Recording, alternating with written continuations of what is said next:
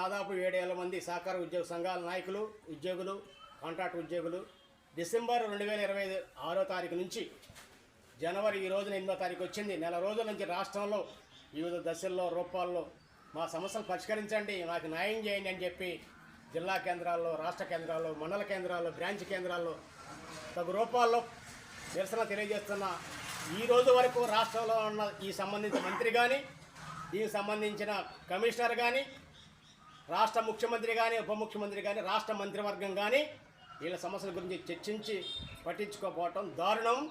రాష్ట్రంలో, ఆంధ్ర రాష్ట్రంలో ప్రభుత్వం ఉందా లేదా, రోజు పనిచేస్తున్నారా లేదా, మీ అందరికి పేపర్స్ అవుతున్నారా లేదా కూడా మనం తెలియని పరిస్థితి ఏర్పడింది. కాబట్టి నెల రోజులుగా చేస్తున్న దీర్ఘకాల పోరాటం చేస్తున్న సహకార ఉద్యోగుల సమస్యలు పట్టించుకోవాలి. ఇప్పటికైనా వాళ్ళ న్యాయమైన సమస్యలు పట్టించుకొని పరిష్కారం చేయాలి.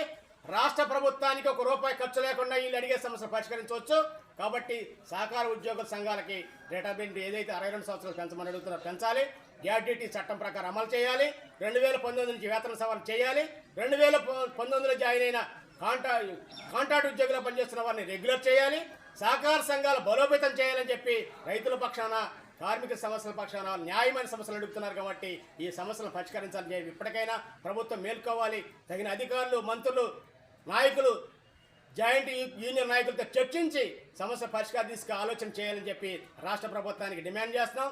లేని పక్షంలో మరొక రీతిలో అన్ని సంఘాలని, కార్మిక ఉద్యోగ సంఘాలను కలుపుకొని రాష్ట్ర రాజధాని అమరావతి నడిబొడ్డున ఈ సమస్య పరిష్కారం కోసం కూడుకోవడానికి వెనకాడమని చెప్పి హెచ్చరిస్తున్నాం.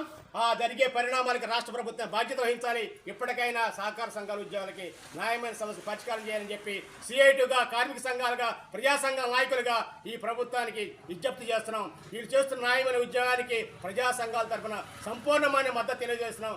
ఈ సందర్భంగా రాష్ట్ర ప్రభుత్వానికి విన్నవిస్తున్నాం.